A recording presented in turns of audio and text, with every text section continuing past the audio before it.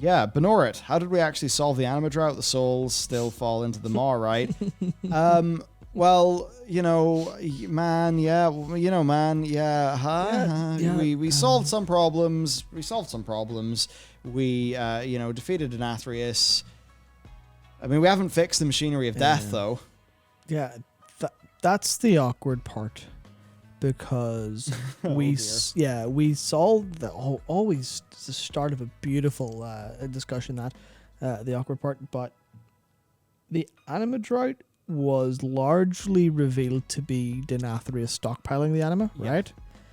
And then we kicked the doors down of Nathria and went, right, give us the Anima, and also now you're stuck in a sword.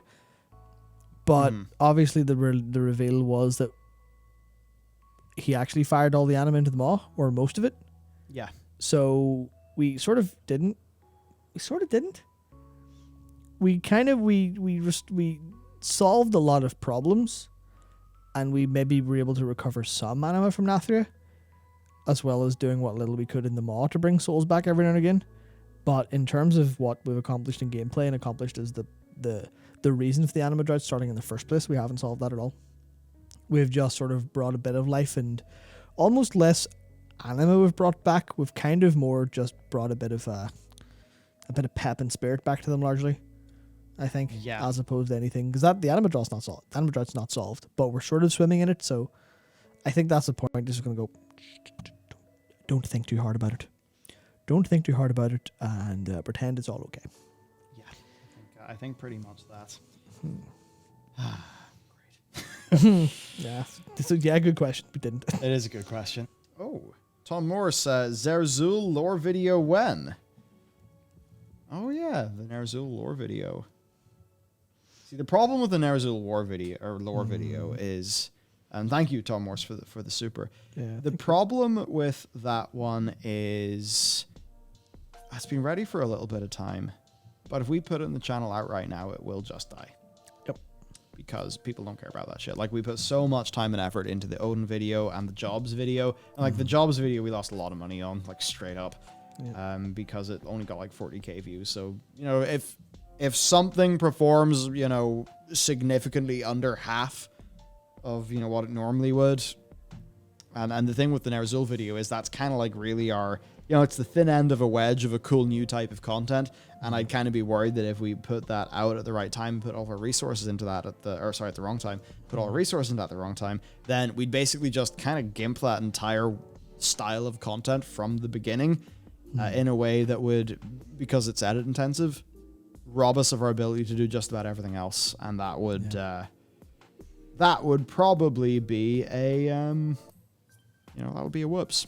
That would be a whoops, unfortunately. But, we've done the video. It's a great video. And yeah, come 10.0, I think when WoW gets a little bit more up, we'll be able to. It'll just be a better environment for that sort of thing. Yeah. And speaking about Ner'Zhul specifically, Snag Profits, yeah, I agree. I dislike how Ner'Zhul was basically a cameo role in 9.1, not even a character. I personally am really extremely disappointed in that encounter design. I got excited when Steve teased that to me, and then I saw what was there, and it just kind of felt like they tried to make the thing they were doing be cool because they did a nod to a thing that I knew, but they didn't really do anything interesting with it, do any justice with it. I mean, think about everything else that's happened with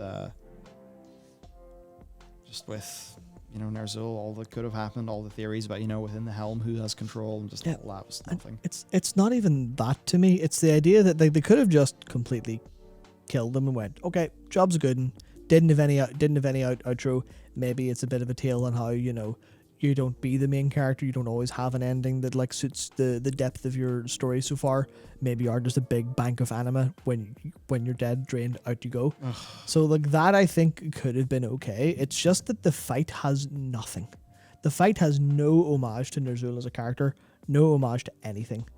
You could have replaced Ner'Zhul with anything, any other name, or even just generic NPC name. Nothing would have changed. Exactly. There's some like that you could look at the mechanics and say, oh no, well this relates to Ner'Zhul because of, he's tormented.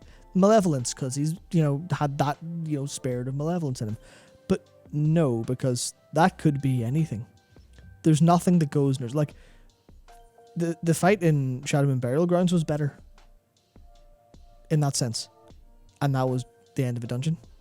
You imagine that a raid finale for that should just be the most incredible thing. Even the same, like Sylvanas had some stuff like Windrunner, but even then it felt quite lax. And a lot of this is me coming from the FF side of things, where whenever they're like, right, here's a boss that has lore significance, every mechanic of that boss has you go, I know that, or I've seen that, or I know, like, you know, I've seen them do that before, or this is some relevance. I mean, I don't want to spoil, but there's one particular one that has an intermission phase, and that intermission phase completely, it was one of the moments in FF where I snapped, and I was like, oh, this game is exceptional. Yeah. The love that they put into every second of this is so apparent and so obvious. And then you get Ner'Zhul, and it's like, there's no reference to anything he's done. No reference to his time as a Lich King. I guess a little bit in kind of the platform layout, maybe, but no. But you know, maybe some of the ice stuff coming down, perhaps. But there's nothing unique. Even almost the same with Kalthazad, where it was like, yeah, the phylacteries, but also his phylacteries there with him. Why has he not done anything? Why has he not had any contingencies? He's Kalthazad, the most cunning person we've dealt with. Where are his contingencies? Why has he given up? They just burn through. Not right now. I think they're in such this like crazy phase of just being so, you know, just super high in their own way of doing the story that they're referencing these things. But I just don't think they're not doing justice to the old, and that's really bad because it's messing with player investment in the brand and the story. You know. Yeah, it's like I have never been. Also, I see people are guessing what intermission I'm talking about. Actually, not that one. A different one, much earlier one. Anyway, it's just. I want to go and design a Ner'Zhul fight that feels like a Ner'Zhul's last moment fight, where it incorporates mechanics. You know, even though it wasn't literally him, you could call some version of Dark Star stuff out. You could have the reliance on Fel from back in the day. You could have some of the Void stuff shine through, but nothing like that whatsoever. Yeah, just nothing that had any meaning. And it's that where it's meaningless. Or Ner'Zhul could have been anyone else. Kalthazad could have been anyone else. And it wouldn't have mattered. You're just like, ugh. It's a real shame, I think. It's the distinction between possibility and what could happen is what gets me more than anything else. Where I'd love to go and, like I said, design a Ner'Zhul fight that's like, what points in his history as a character that obviously I have access to because of the Ner'Zhul research and the Ner'Zhul video, what could be called on there for mechanics that really you feel something from the fight instead of look at the fight as a grey box of mechanics, which ultimately happens more than it ought to. For sure. It's fun as for Ner'Zhul, another character just said, Blizzard just anime filtered Ner'Zhul. Yeah. Man. Yeah. Man. It's really sad for such a cool character like him. Mm-hmm. But yeah, that's how it goes. That's how it goes. And I guess speaking of us going, it is it's hitting up 10 p.m. today. So it is.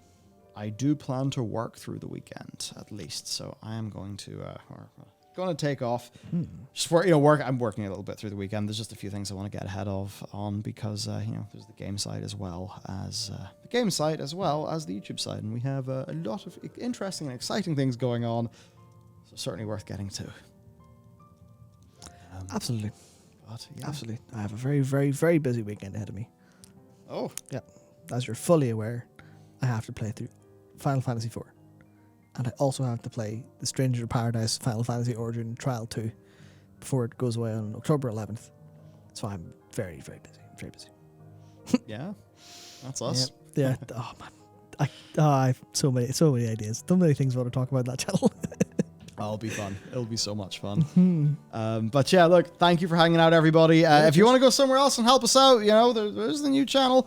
And stick around, watch some videos. We got a lot of cool things coming out for you, and lots of stuff in the way. So till next week, thank you for hanging out with us, everyone. It's a lot of fun, and wins in my back as I go into the weekend and try to get more cool shit done. Yep. So before we actually fully leave, we do have something to check up on. Oh. Which is this subcount. So we haven't mentioned it because I've been jamming it down your throat. But let's see. Subcount was Cameron and me might help. sub count was at 20,990 when we started. It is now at 21,335. So that is a difference of 345. Look at me, quick maths. So thank you very much for subbing, everyone. It's up by another 5. Nice. So. Oh man, great. Yeah! Thank you for subbing, everyone. We appreciate the support in the new channel, and we'll be going hard on all the channels. We just did a bunch of news today, man. Did a bunch of WoW stuff with Jared on Thursday. I mean, we're firing all cylinders. Oh man! Yep. So, right, time for us to leave the studio. Have a great night, everybody. So yes, good night and goodbye.